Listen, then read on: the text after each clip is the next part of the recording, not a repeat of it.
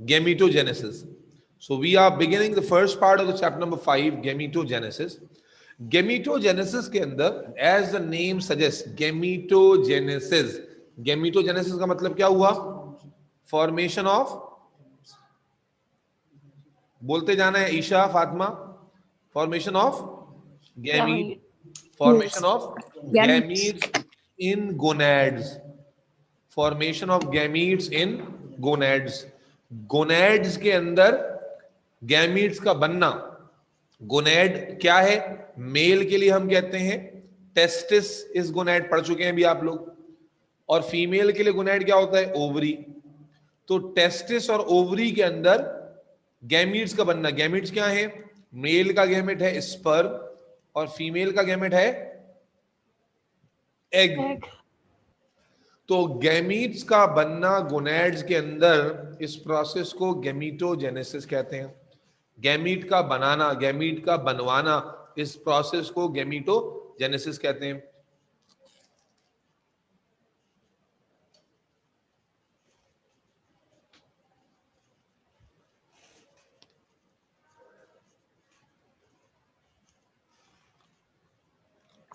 बेटा गैमीटोजेनेसिस का जो प्रोसेस होता है,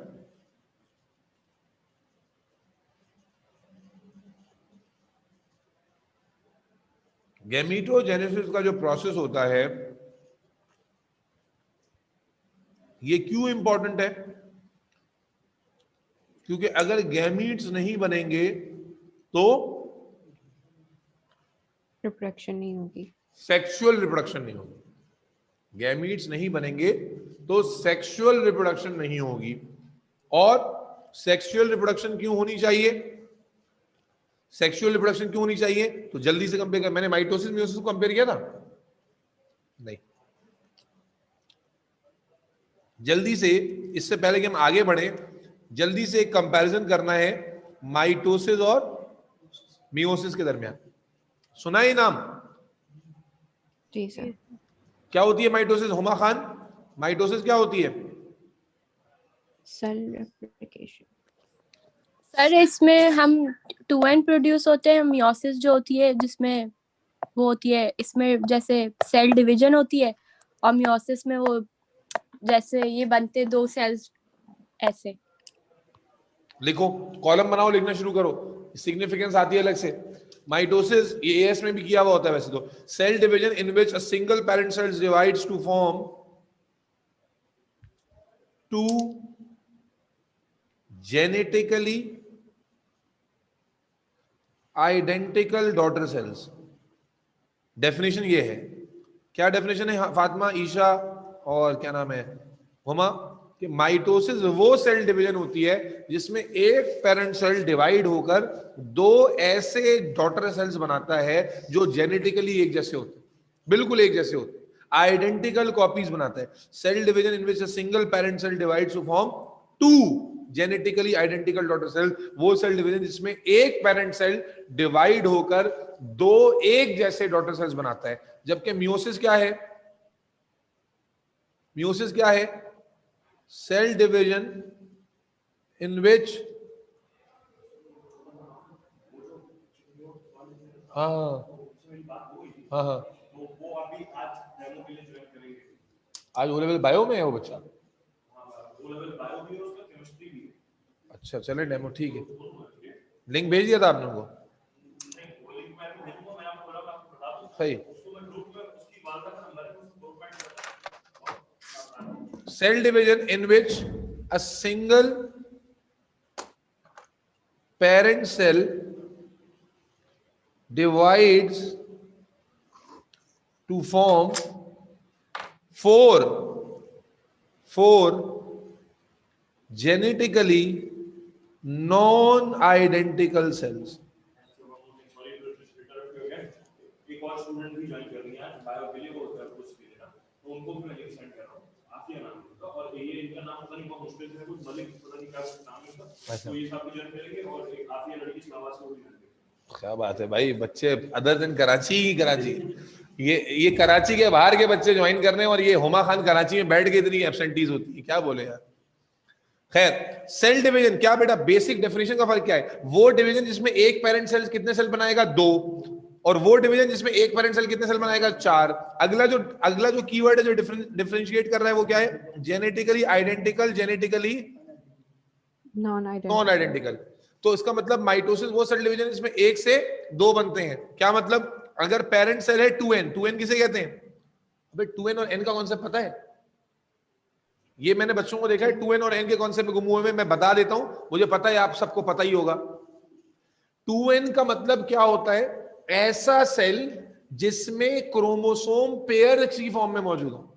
ऐसा सेल जिसमें क्रोमोसोम जो है ना वो अकेले अकेले ना हो, पेयर की फॉर्म में हो, उसे हम 2n कहते हैं। डिप्लॉइड क्या मतलब? 500 क्रोमोसोम है लेकिन 250 पेयर की फॉर्म में मौजूद है, दिस इज डिप्लॉइड।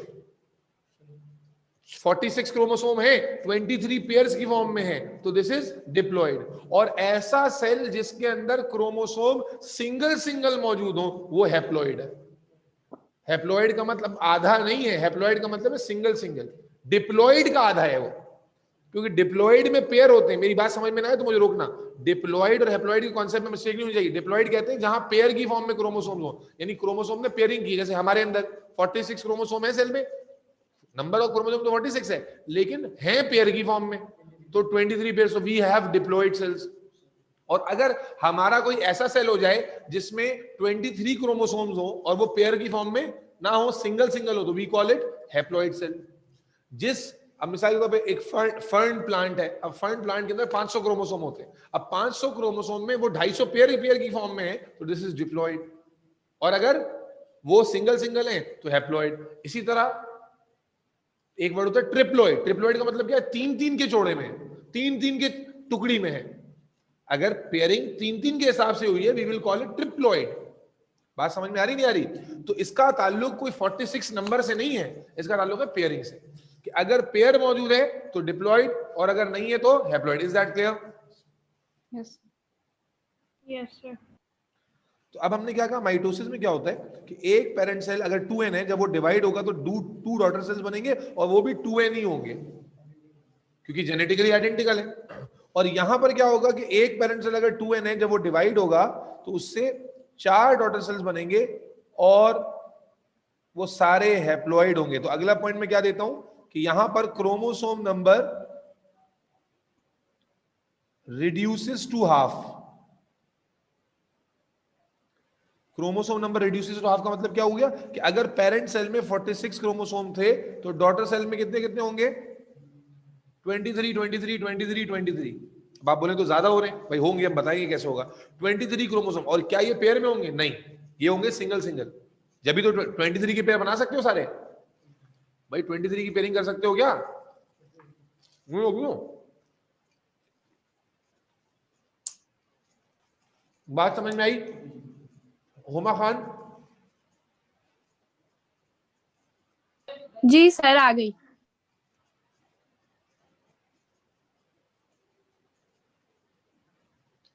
हाँ भाई, chromosome number remains the same. सही है।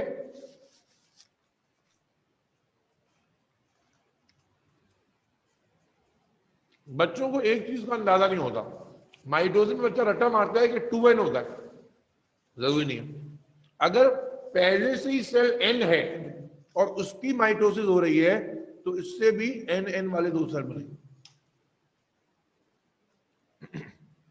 क्या कहा मैंने कि अगर पहले से ही जो पेरेंट सेल है वो n है, उसमें पहले ही हैप्लॉइड क्रोमोसोम है, तो अब अगर इसकी डिवीजन हो रही है इससे n वाले ही बनेंगे।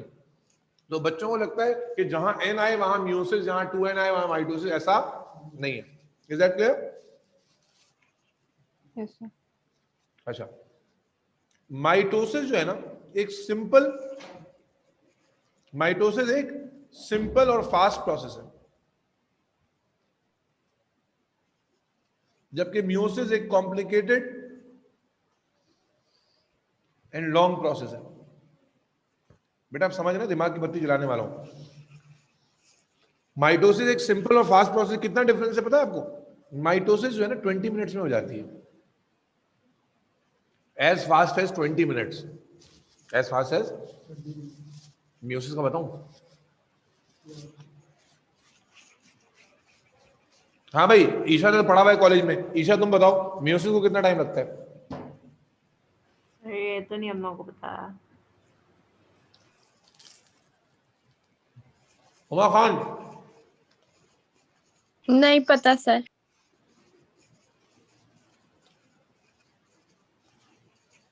मियोसिस को ह्यूमन फीमेल में कंप्लीट होने के लिए 14 साल लगते हैं। 14 साल लगते हैं। मेल में जल्दी हो जाती है। मेल में कंप्लीट होने के लिए मियोसिस को कम टाइम चाहिए होता है, लेकिन as long as it can go up to 14 years.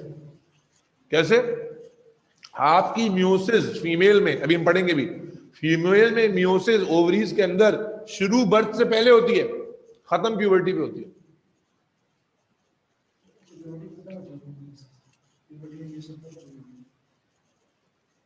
समझे? तो it can be delayed to that much time.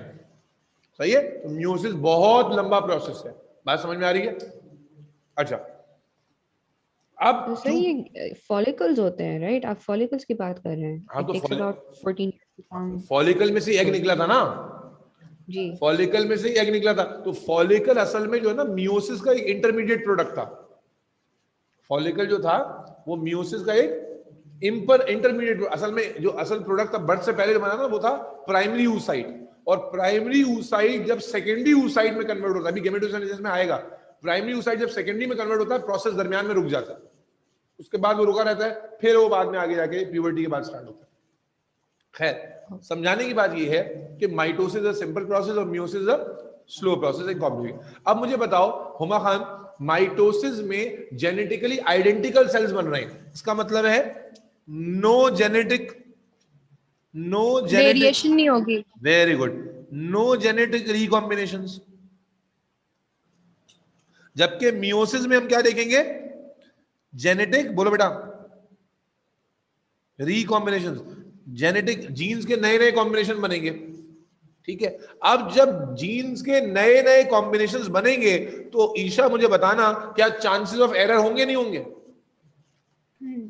Ji sir होंगे। Chances of mutations, chances of mutations are higher. भाई जितनी भी जेनेटिक डिजीज होती हैं, जितनी भी जेनेटिक डिजीज होती है सारी मियोटिक एरर्स ही तो है। जितनी भी जेनेटिक डिजीज के साथ बच्चा पैदा हो रहा है वो मियोसिस के दौरान ही तो एरर था।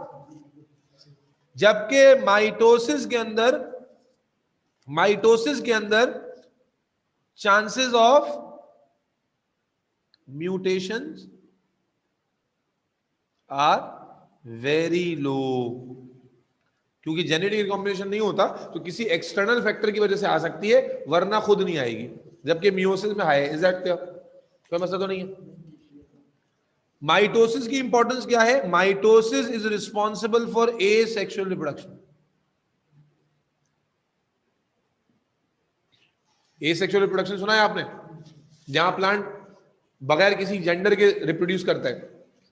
तो छोटे ऑर्गेनिज्म में तो एसेक्सुअल रिप्रोडक्शन कॉमन ही है, जिसकी वजह से आप देखें वो कितना तेज ग्रो करते हैं। लेकिन मैंने शायद बताया पिछले चैप्टर में, नहीं बताया, कि प्लांट्स, बताया नहीं बताया, प्लांट्स सेक्सुअली प्रोड्यूस करते हैं एसेक्सुअली। प्लांट्स वो ऑर्गेनिजम्स हैं जो सेक्सुअली और एसेक्सुअली दोनों तरीकों से रिप्रोड्यूस कर सकते हैं। तो एसेक्सुअल रिप्रोडक्शन माइटोसिस के जरिए होती है। तो माइटोसिस का प्रोसेस रैपिड है। तो हम क्या चाहते हैं? प्लांट कैसे ग्रो करे? एसेक्सुअल से, ताकि जल्दी जल्दी उसकी ग्रोथ हो, ताकि वो फूड डिमांड को पूरा कर सके। समझ में आ रही है बात?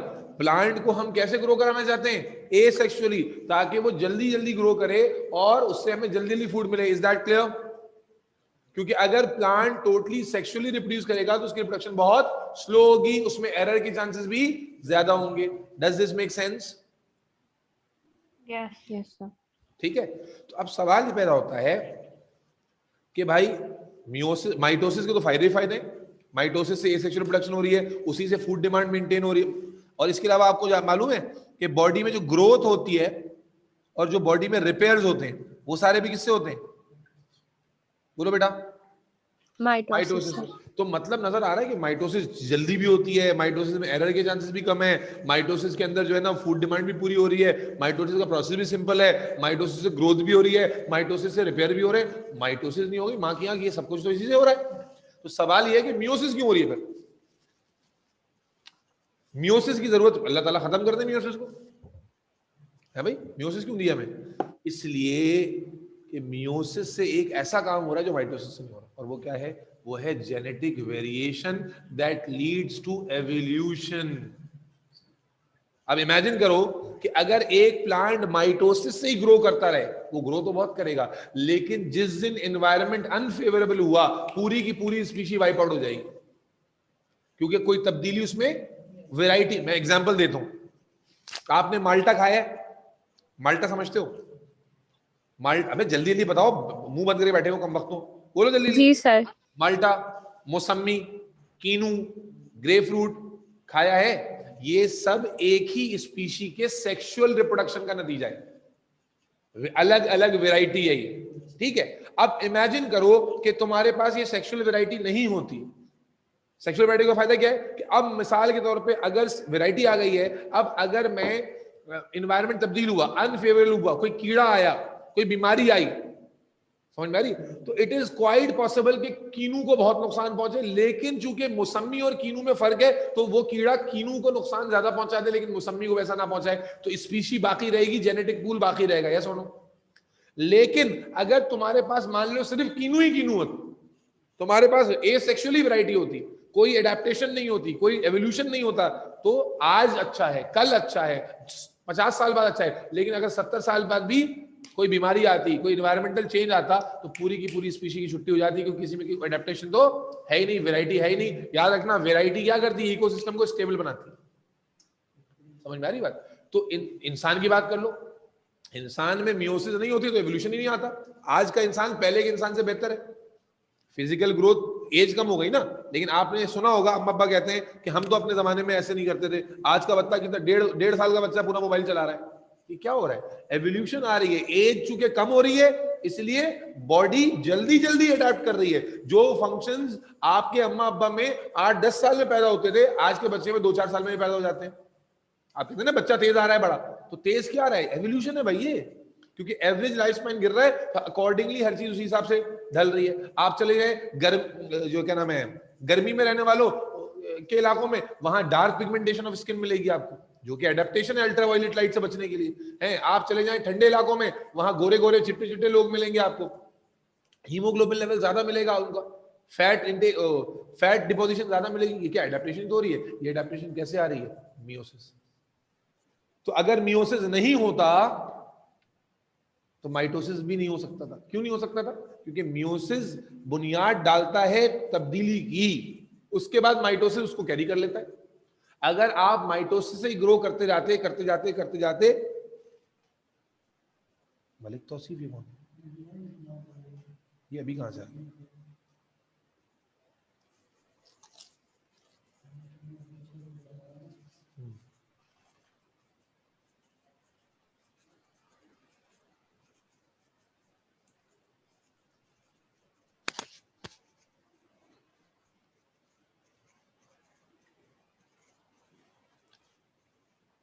जी मेरे बच्चों, बात समझ में आई? तो मियोसिस हमें क्या दे रहा है? बेसिस ऑफ, बोलो भाई,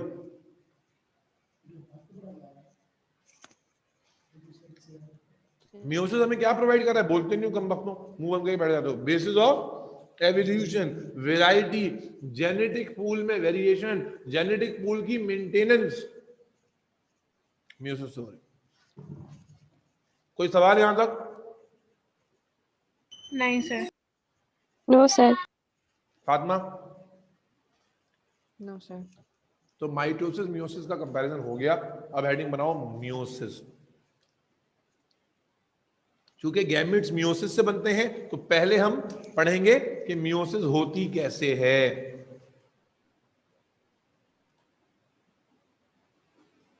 अच्छा, मजे की बात है कि आज तक आपने माइटोसिस ही पढ़ा है, मियोसिस आज आप पहली दफा पढ़ रहे हैं। तो मियोसिस को डिफाइन करो भाई, अभी डिफाइन किया था। क्या होती है मियोसिस? डिफाइन करो। It is a process of When a single parent cell divides to form 4 genetically non-identical cells. Very good, जोर से बोला करो. It is a cell division in which a single parent cell divides to form. Very good. Huma यही होती है definition. जी sir. अच्छा बेटा, meiosis सिर्फ और सिर्फ गोनैड्स में होती है.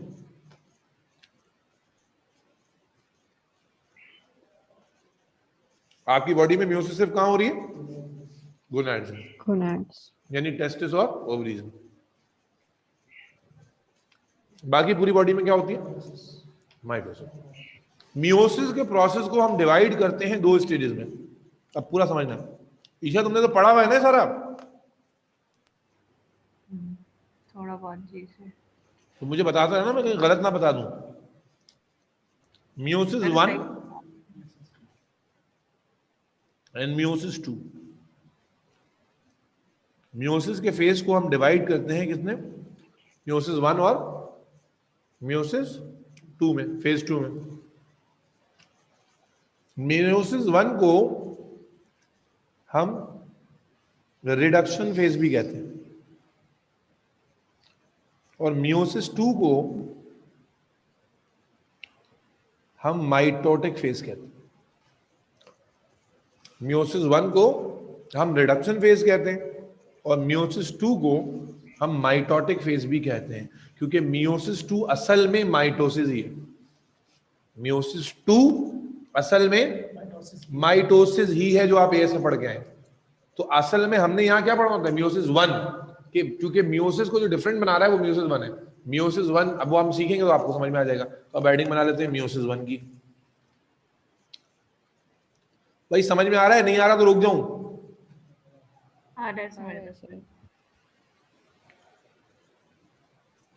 भाई meiosis 1, which is also called as reduction phase, is divided further into 2 stages. Karyokinesis 1 and cytokinesis 1. Meiosis 1 is divided into karyokinesis 1 and cytokinesis 1. Cairo किसे कहते हैं? कैरियो का वर्ड निकला है कैरियन से. कैरियन किसे कहते हैं? न्यूक्लियस को. और काइनेसिस किसे कहते हैं? डिवीजन को. तो कैरियोकाइनेसिस का मतलब क्या हो गया? Nuclear division. पहले क्या डिवाइड होगा? न्यूक्लियस. और साइटोकाइनेसिस का मतलब हो गया क्या? Cytoplasmic division. बात आ रही समझ में? नहीं आ रही बच्चों? आ रही है. अच्छा, अच्छा हो गया. उसके बाद आ जाते हैं कैरियोकाइनेसिस 1 पे. कैरियोकाइनेसिस 1 जो है, it is further divided into 4 stages. Prophase 1, metaphase 1, anaphase 1 and telophase 1. अब आप लिंक कीजिए. कैसे लिंक करोगे? कि जब मियोसिस शुरू होगी तो पहले उसका फेज 1 शुरू होगा, फेज 1 का कैरियोकाइनेसिस 1 शुरू होगा और कैरियोकाइनेसिस 1 का प्रोफेज 1 शुरू होगा. सही है? सही है भाई? डिवीजन समझ में आ रही है फातिमा रईस? जी सर. तो इसका मतलब है प्रोसेस असल में कहां से शुरू होगा? प्रोफेज. जी उमा खान, असल में प्रोसेस कहां से शुरू होगा? प्रोफेज 1 से. Does this make sense Uma? जी हुमा, ईशा, बात समझ में आ रही है? ईशा, ईशा, फातिमा, कुछ जवाब नहीं आता ना, फिर मैं हट जाती. क्या वो फातिमा आवाज नहीं आ रही है? हेलो, जी सर। तो मैं क्या कह रहा हूँ बेटा, अगर मियोसिस का प्रोसेस शुरू होगा तो असल में सबसे पहला फेज कौन सा आएगा? प्रो फेज 1, यस और नो? Yes sir. जी सर। और तवज्जो रखो बेटा, तवज्जो डायग्राम पे रहे, तवज्जो हटी, घटना घटी। मान लो कि ये तुम्हारा सेल है, ठीक है? मान लो कि ये आपका सेल है और ये इसके अंदर न्यूक्लियस है, ठीक है जी? लेबल करते जाते हैं साथ साथ। तो ये हमारी क्या है? सेल मेम्ब्रेन है, ये हमारा साइटोप्लाज्म है, ये हमारी न्यूक्लियर मेम्ब्रेन है,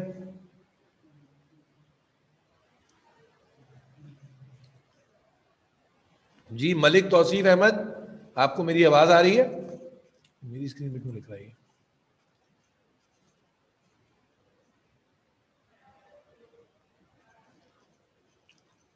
चलो जी, बैक टू द डिस्कशन। तो ये सर, और क्या है जनाब, न्यूक्लियस के अंदर अगर आपके इल्म में हो, अभी डिवीजन शुरू नहीं हुई है, न्यूक्लियस के अंदर एक हाईली कॉइल्ड किस्म का नेटवर्क मौजूद होता है। क्या कहते हैं इसको? क्या कहते हैं बच्चों इसको? क्रोमैटिन। क्रोमैटिन नेटवर्क या क्रोमैटिन, ठीक है? न्यूक्लियस के जस्ट बाहर, न्यूक्लियर मेम्ब्रेन के जस्ट बाहर एक स्ट्रक्चर मौजूद है। इस स्ट्रक्चर को क्या कहते हैं? सेंट्रोसोम। क्या कहते हैं भाई? सेंट्रोसोम। इसके अलावा न्यूक्लियस के अंदर ऐसे डेंस बॉडीज मौजूद होती हैं। इन डेंस बॉडीज को क्या कहते हैं? न्यूक्लियोलस। न्यूक्लियोलस। ये अभी एक सेल का एनवायरनमेंट है, अभी सेल डिवीजन स्टार्ट हुई नहीं है। तो ये पिक्चर दिमाग में पहले अच्छे से बैठ जाए कि क्या क्या है। सेल मेम्ब्रेन है, अंदर साइटोप्लाज्म है, न्यूक्लियर मेम्ब्रेन है, न्यूक्लियर मेम्ब्रेन के अंदर क्रोमैटिन का नेटवर्क है, न्यूक्लियोलस है, न्यूक्लियर मेम्ब्रेन के जस्ट बाहर जो है वो सेंट्रोसोम है। इज दैट क्लियर बच्चों? यस। अब डिवीजन स्टार्ट होने जा रही है बेटा। डिवीजन स्टार्ट होगी, हमें कैसे पता चलेगा? सबसे पहला इवेंट जो डिवीजन के स्टार्टिंग में हमें पता लगेगा वो क्या है बेटा? मलिक, आपको पता नहीं, ऑडियो ही कनेक्ट नहीं की इस बच्चे ने।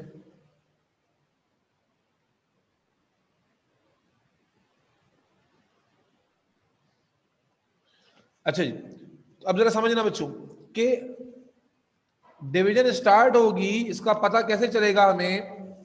सबसे पहला इवेंट वाइज याद करोगे, इसको पिक्चराइज करो दिमाग में। सबसे पहला इवेंट होता है break down of chromatin material. Division start हुई, ये कैसे पता चलेगा?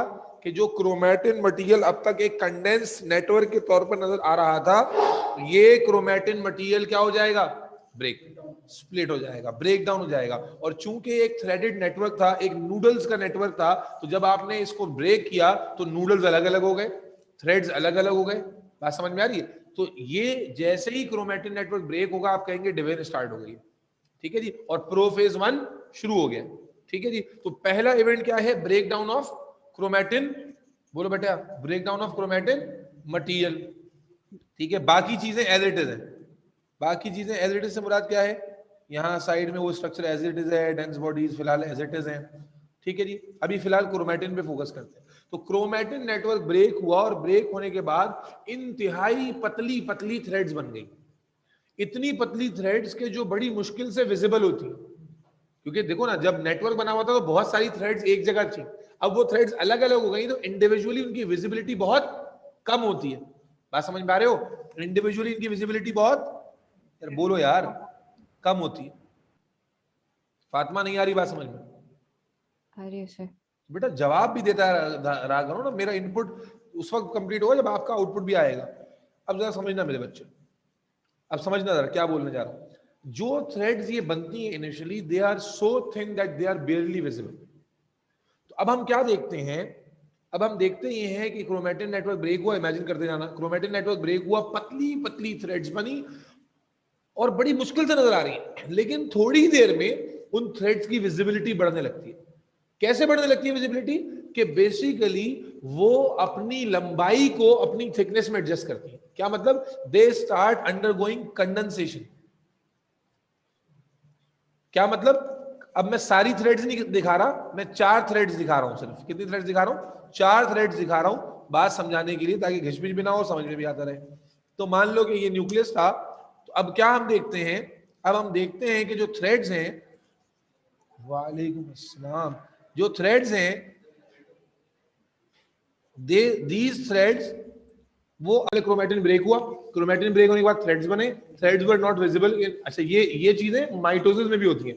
Threads were not initially visible, फिर उसमें कंडेंसेशन का प्रोसेस शुरू हुआ, then thread starts becoming visible. वो कंडेंस होते गए यहां तक के they reach their maximum condense level, they gain their permanent shape, and now they are called chromosomes. Are we clear till this point? Yes, sir. अच्छा, Yes. while this is happening, कुछ simultaneous event शुरू हो जाते हैं। Simultaneous event क्या शुरू हो जाते हैं while this is happening? While this is happening, simultaneous event ये शुरू हो जाते हैं कि जो न्यूक्लियर मेम्ब्रेन है ना, that starts to degrade. Nuclear membrane degrade होना शुरू हो जाती है। न्यूक्लियर मेम्ब्रेन क्या होना शुरू हो जाती है? साइमल्टेनियस, एकदम से नहीं होगी।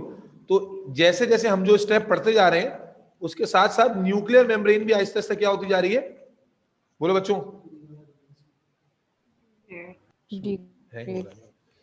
हुमा वापस आ गई हो? Yes sir.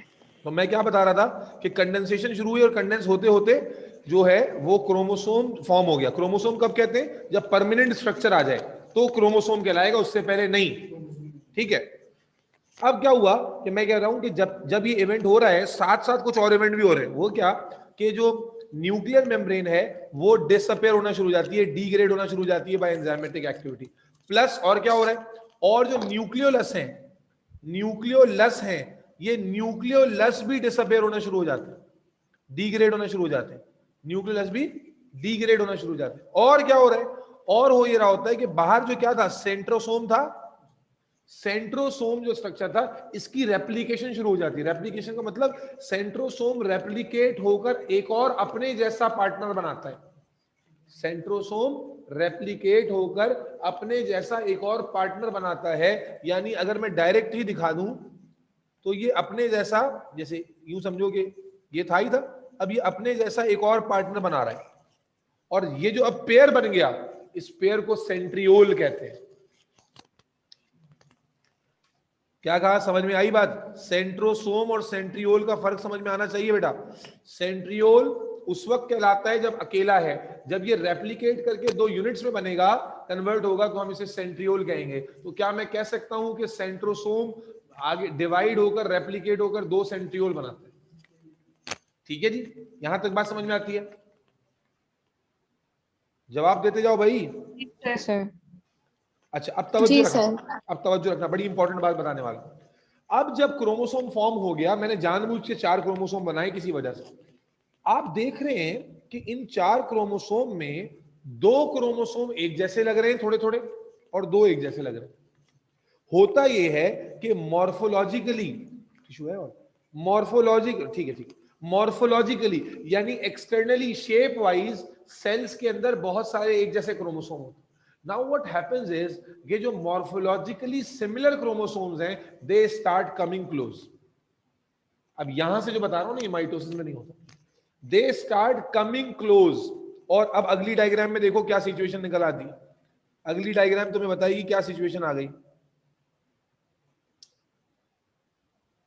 सर ये सारा प्रोफेज में हो रहा है? जी, सब प्रोफेज चल रही है। It is the longest phase. ठीक है, तो न्यूक्लियर मेम्ब्रेन डिसअपियर हो रही है। कंचा समझ में आ जाए तो मतलब आखिर में जो है ना, वो मतलब क्या कहूं, मुंह से कुछ और निकलना, मैं कह रहा था आखिर में जो है ना, मतलब एक टाइट से हो जाए। लेकिन फिर ख्याल आया किसको बोलूंगा, कोई लड़का होता तो बोल देता मैं।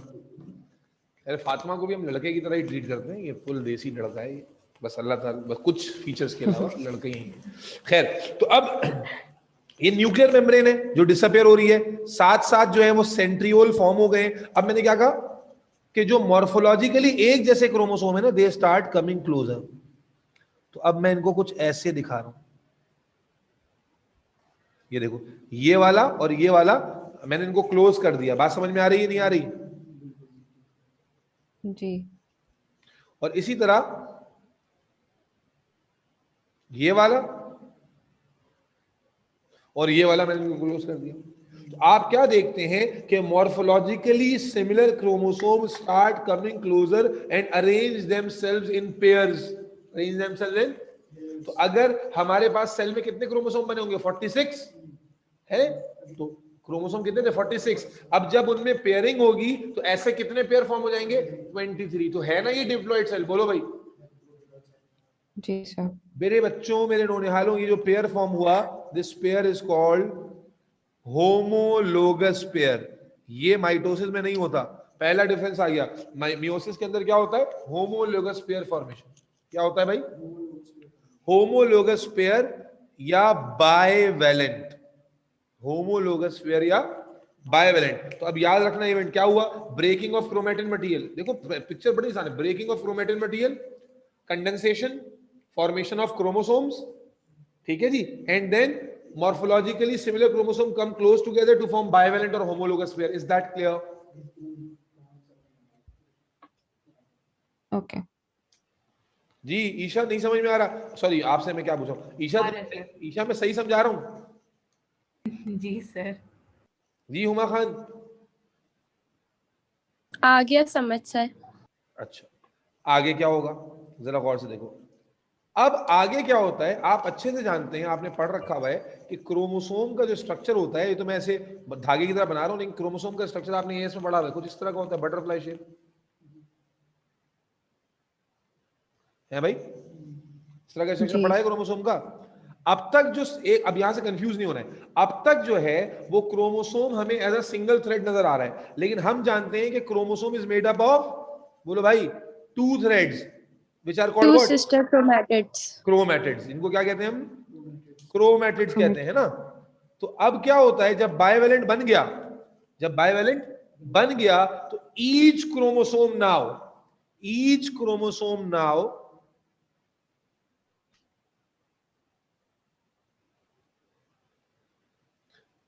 splits,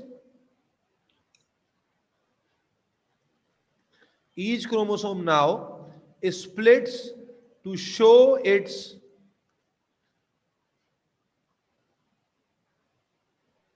each bivalent। देखो ये एक बायवेलेंट बनाया मैंने, एक बायवेलेंट बनाया है मैंने, एक पेयर। हर क्रोमोसोम अब अपना दूसरा आर्म भी दिखाएगा, यानी अपने दोनों क्रोमेटिड विजिबल करेगा, और एक क्रोमोसोम ऐसा लगेगा। मेरी बात समझ में आ रही है? ये दोनों एक क्रोमोसोम है,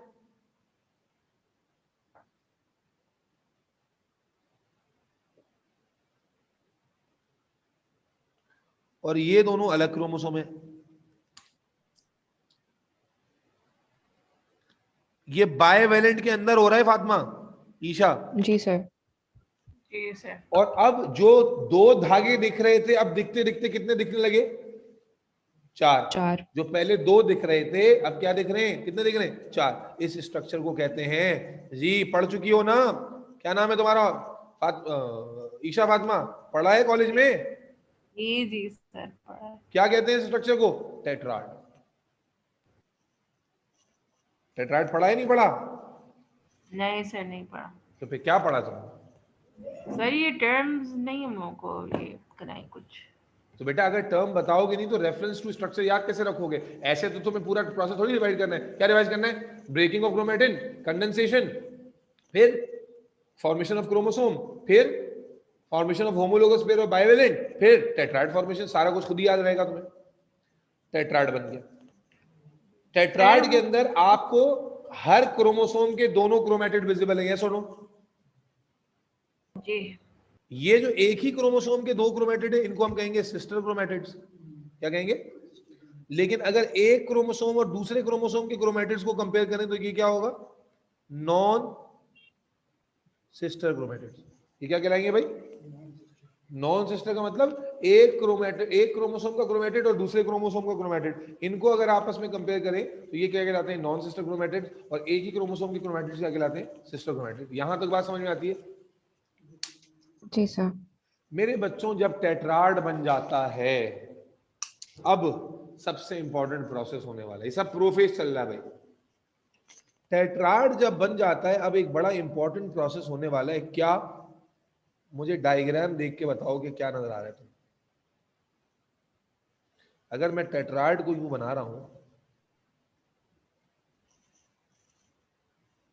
ठीक है, यूं बना रहा हूं, और अगर कलर स्कीम चूज कर लें,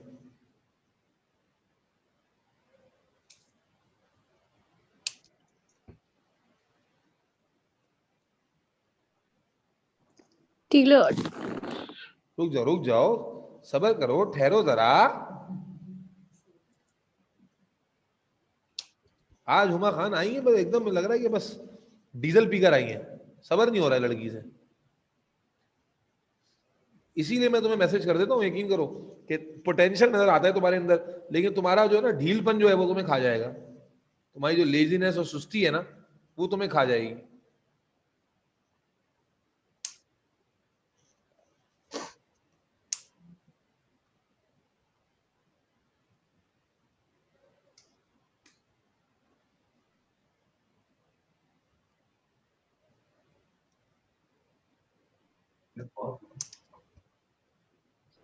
सर बको, सर मेरे फोटोसिंथेसिस का टेस्ट का रिजल्ट अभी तक नहीं मिला। हसनैन को बोलो, हसनैन को। अच्छा सर। बेटा अब मुझे बता दो, नीचे ये तुम्हें नजर आ रहा है डायग्राम, और इस डायग्राम में क्या दिख रहा है तुम्हें? क्या पकड़ सकते हो? जी हुमा खान, फातिमा रईस, क्या इस टेट्राड की डायग्राम जो मैंने नीचे बताई है, उसके बाद जो मैंने यहां बनाया, से कुछ समझ में आ रहा है? सर टेलोमियर्स आपने अलग तरीके से करे हैं। देखो, मैंने नीचे एक क्रोमोसोम दिखाया था येलो और एक दिखाया था ग्रीन, और अब जो मैंने क्रोमोसोम दिखाए हैं उसमें ग्रीन वाले में कुछ येलो पार्ट आ गया और येलो वाले में कुछ। मेरे बच्चे क्या हुआ है? Exchange of genetic material between non sister chromatids. जब टेट्राड बन जाता है, अगला इवेंट दे रहा हूं, टेट्राड तक आ गए, अगला इवेंट क्या है? Exchange of genetic. क्या मतलब? इस क्रोमोसोम के सिस्टर के क्रोमैटिड से कुछ मटेरियल इधर शिफ्ट हो जाता है कट होकर, और इसका कुछ मटेरियल इधर शिफ्ट हो जाता है, जिससे दोनों क्रोमोसोम पर नए कॉम्बिनेशंस बन जाते हैं। समझना, मिक्सिंग हुई ना इसके, जो मान लो ये क्रोमोसोम नंबर 1 है और ये क्रोमोसोम नंबर 2 है, तो क्रोमोसोम नंबर 1 का कुछ कंटेंट 2 पे गया तो 2 पे नए कॉम्बिनेशंस बन गए, और 2 का कुछ किस पे आया? 1 पे आया, तो 1 पर नए कॉम्बिनेशंस बन गए। We call this stage crossing over. क्या कहलाती है? तो बेटा टेट्राड फॉर्मेशन के बाद हम क्या देखते हैं? What happens? Exchange of genetic material between two non-sister chromatids, and this process is called crossing over, which is responsible for the genetic variation. This is the step which is responsible for the genetic variation, and this is the step which is responsible for non-identical genes. This is the step which is responsible for most of the meiotic errors as well. इसी step में error भी आने के chances सबसे ज्यादा होते हैं। मिसाल के तौर पे एक क्रोमोसोम का पार्ट तो दूसरी तरफ गया लेकिन दूसरे का नहीं गया, समझ में आ रही है? मुख्तलिफ तरह के एरर्स आ जाते हैं। तो सबसे इंपॉर्टेंट स्टेज भी यही है, सबसे रिस्की स्टेज भी यही है। Is that clear? Yes sir. Yes sir. जब क्रॉसिंग ओवर हो रही होती है ना, तो ये जो होमोलोगस पेयर था, बाइवेलेंट था, टेट्राड था, ये जगह जगह पर अटैच हुआ होता है। ये जगह जगह पर, मैंने तो दूर दूर दिखा दिया, जगह जगह पे ना इनमें अटैच्ड हुआ होता है। जिन पॉइंट्स पर ये अटैच हुआ होता है, इन पॉइंट्स को हम कहते हैं कियाज़मेटा। क्या कहते हैं? कियाज़मेटा। क्या है कियाज़मेटा? कि जो ये पेयर जो करीब आए थे, ये एक दूसरे के साथ अटैच हो जाते हैं, तो जिन पॉइंट्स के थ्रू अटैच होते हैं उन पॉइंट्स को कियाज़मेटा कहते हैं। क्या कहते हैं भाई? तो यहां तक बात समझ में आती है? क्रोमैटिन ब्रेक हुआ, थ्रेड बनी, थ्रेड कंडेंस हुई, क्रोमोसोम बने, एक जैसे क्रोमोसोम करीब आ गए, करीब आकर होमोलोगस पेयर बने, होमोलोगस पेयर में स्प्लिट हुआ, क्रोमैटिड विजिबल हुआ, बाइवेलेंट से टेट्राड बन गया, टेट्राड बनने के बाद between two non sister chromatids crossing over का मैकेनिज्म हुआ, जिससे नए नए कॉम्बिनेशन बने, but still the two chromosomes are attached at certain point which we call chiasmata। बच्चों क्या सिचुएशन हो गई, ये सेल है, न्यूक्लियर मेम्ब्रेन अब तक खत्म हो गई, न्यूक्लियर मेम्ब्रेन अब तक क्या हो गई, खत्म होते होते खत्म हो गई। जो सेंट्रियोल होते हैं वो एक दूसरे से दूर मूव करना शुरू कर देते ऑपोजिट पोल पर, और they start forming microtubular fibres which are running from one pole to another. Sir ये कौन सा फेज चल रहा है? प्रोफेज एंड होने लगा है, this is now connecting prophase to metaphase. Prophase का एंड पॉइंट मार्क नहीं है, मेटाफेज कहां आएगा वो बताऊंगा। प्रो यानी कुछ ऐसे इवेंट्स होते हैं जो प्रोफेज और मेटाफेज में ओवरलैपिंग है, तो आप सीक्वेंस को समझो, फिर बुक पढ़ोगे तो समझ में आ जाएगा क्या सीक्वेंस है। टेट्राड फॉर्मेशन हुई, उसके बाद क्रॉसिंग ओवर हुआ, अभी तक जो होमोलोगस पेयर है वो कियास्मेटा के थ्रू कनेक्टेड है। Is that clear? यस।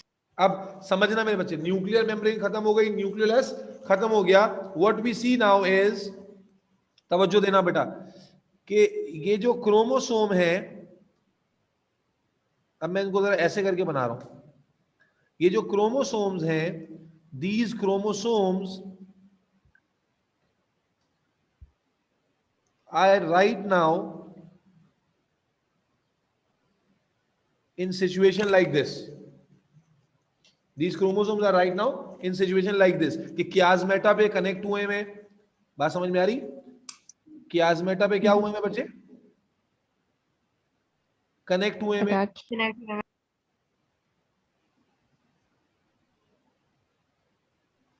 ठीक है जी, ये सिचुएशन हो गई। अब ये जो फाइबर का नेटवर्क बनता है जिसको हम स्पिंडल फाइबर कह रहे हैं, एक मिनट ये नए बच्चों से जरा बात कर लूं मैं। आफिया अख्तर एंड मलिक तौसीफ, बेटा ओ लेवल्स की क्लास स्टार्ट हो रही है, अभी A2 चल रहा है, A2 थोड़ी सी 5 मिनट मुझे दे दीजिए, 5 मिनट के बाद आप ज्वाइन कर सकते हैं या तब तक आप होल्ड कर सकते हैं। अच्छा जी, तो अब क्या कहा मैंने कि जो क्रोमोसोम्स हैं, दीज क्रोमोसोम्स अब तक क्या था, रैंडमली ये सेल में न्यूक्लियस में मौजूद थे, लेकिन जब स्पिंडल बनना शुरू होता है, हुमा खान बात समझ में आए तो बताना बेटा, स्पिंडल जब बनना शुरू करता है, अब मैं अलग से दिखाता हूं, देखो मान लो कि ये एक टेट्राड बना रहा हूं मैं, ये एक टेट्राड बना रहा हूं। अब होता क्या है कि स्पिंडल क्या करता है, इसको ऊपर से आके पकड़ता है और इसको नीचे से आगे पकड़ता है, ऊपर से आगे पकड़ता है। कैसे पकड़ता है, कहां पकड़ता है, ओ लेवल सॉरी एएस याद करो, यहां पर सेंटर पे एक डिस्क होती है, कौन सी डिस्क होती है, काइनेटोकोर, वेरी गुड, क्या डिस्क होती है, काइनेटो। तो स्पिंडल जो जब ग्रो कर रहा होता है ना, तो ये जो रैंडमाइज जो सेट्स इधर उधर घूम रहे हैं, इनको पकड़ता जाता है और इन सबको पकड़कर सेल के सेंटर में ले आता है, सेल की इक्वेटोरियल प्लेट पर ले आता है, सेल की, बोलो भाई, इक्वेटोरियल प्लेट पर लाकर खड़ा कर देता है, कुछ ऐसे जो अब आप देखेंगे।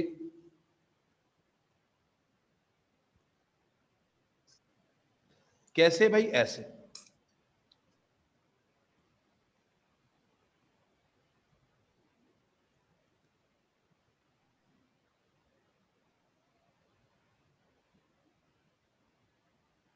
हमारी बात समझ में आ रही है?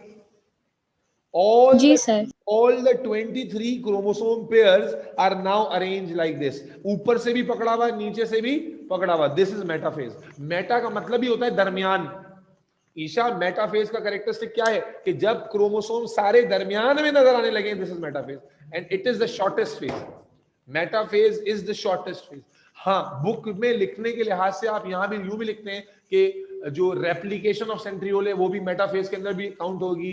इसी तरह स्पिंडल फॉर्मेशन भी मेटाफेज के अंदर, क्योंकि कुछ इवेंट्स को आप सेपरेट नहीं कर सकते, वो कंटिन्यूटी में चल रहे होते हैं। लेकिन द कैरेक्टरिस्टिक अगर तुमसे आइडेंटिफाई करने को कहा जाएगा तो जब तुम क्रोमोसोम सारे सेंटर पे अरेंज हुए देखोगे, then you will say it's metaphase.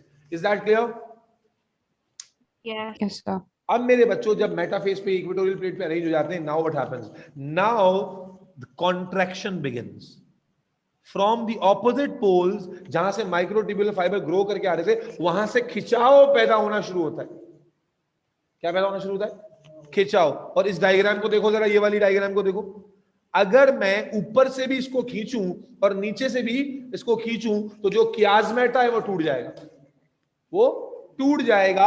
और बोथ द क्रोमोसोम जो अब तक जोड़े में थे, अब तक बाइवेलेंट बने हुए थे टेट्राड, अब वो सेपरेट हो जाएंगे। हो जाएंगे नहीं हो जाएंगे? तो अब क्या होता है? Forceful gradual contraction of the spindle fibres begins from the opposite poles that leads to separation of chiasmata and chromosome का जो पेयर था अब वो सेपरेट हो जाएगा। And one chromosome of the pair will move towards one pole and the other will move towards another pole. This separation marks the beginning of anaphase. This separation marks the beginning of anaphase. और जैसी separation हुई अब spindle contract होता जाएगा और chromosome जो है वो मूव करते जाएंगे। कितने क्रोमोसोम के पेयर बने हुए थे? 23 पेयर्स बने हुए थे। क्रोमोसोम कितने थे उसमें? 46। कितने क्रोमोसोम थे? 46। हर पेयर में 2 थे, तो हर पेयर का एक ऊपर जा रहा है और एक नीचे जा रहा है। तो 46 क्रोमोसोम में 23 ऊपर जा रहे हैं और 23।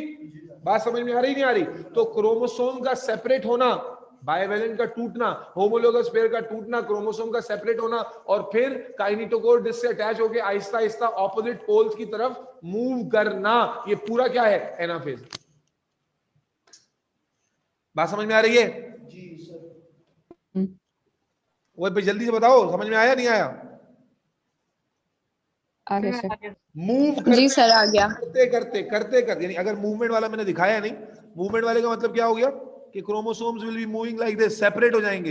एक क्रोमोसोम ऐसे ऊपर मूव कर रहा होगा और एक क्रोमोसोम नीचे मूव कर रहा होगा। यस और नो? इसको हटा देते हैं दरमियान से। जी सर। ठीक है जी। यहां तक के मूव करते करते ये अब ऑपोजिट पोल पर पहुंच जाएंगे। ऑपोजिट पोल पर पहुंचने से शुरू होता है टीलोफेज। ऑपोजिट पोल पर पहुंचने से शुरू होता है टीलोफेज। और टीलोफेज में क्या होता है? देखो भाई, टीलोफेज में होता यह है, मान लो ये एक सेल था, ये सेल था, ठीक है जी। ये क्रोमोसोम ऊपर पहुंचे आधे, आधे ऊपर पहुंचे, आधे नीचे पहुंचे। अब पहुंच के क्या करते हैं? They decoil again, they decondense again, they decondense again and acquire the thread like structure. They decondense again and acquire the thread like structure. They acquire the chromatin वाला shape again, क्रोमैटिन वाला। लेकिन इस chromatin और पुराने chromatin में फर्क है, content half हो गया है। कंटेंट हुआ नहीं हुआ हाफ? सर। ठीक है जी। And now the nuclear membrane reforms around each chromatin set, decoil, nucleolus reappears and centrioles degrade, spindle degrades। तो अब एक सेल में 2 न्यूक्लियस बन जाते हैं। ये सब किस में हो रहा है? टीलोफेज में। वंस एक सेल में 2 न्यूक्लियस बन गए, अब अगर ये एनिमल सेल है तो cell membrane starts pinching inwards, gradually वो इनवर्ड पिंच होती जाती है, यहां तक के एक सेल को 2 सेल में सेपरेट कर देती है। समझ पा रहे हो नहीं समझ पा रहे? अंदर की तरफ सेल मेम्ब्रेन क्या है, ये अगर मान लो कि ये सेल मेम्ब्रेन थी तो ये अंदर की तरफ धंसना शुरू कर देती है और आहिस्ता आहिस्ता ये जो ग्रूव है, ये जो क्लीवियज है, गहरा होता होता होते इसको सेपरेट कर देता है, सेपरेट कर देगा एक सेल को 2 सेल में। बात समझ में आ रही? अगर ये एनिमल सेल है तो। प्लांट सेल में कुछ डिफरेंट होता है, क्योंकि प्लांट सेल में सेल वॉल होती है, वो धंस नहीं सकती। प्लांट सेल में क्या होती है? Cell wall. ईशा मालूम है ना? जी सर। प्लांट सेल में क्या होता है पता है तुम्हें? जी सर, वो बीच में से सेल वॉल। प्लांट सेल में क्या होता है? सुन लो, प्लांट सेल में 2 न्यूक्लियाई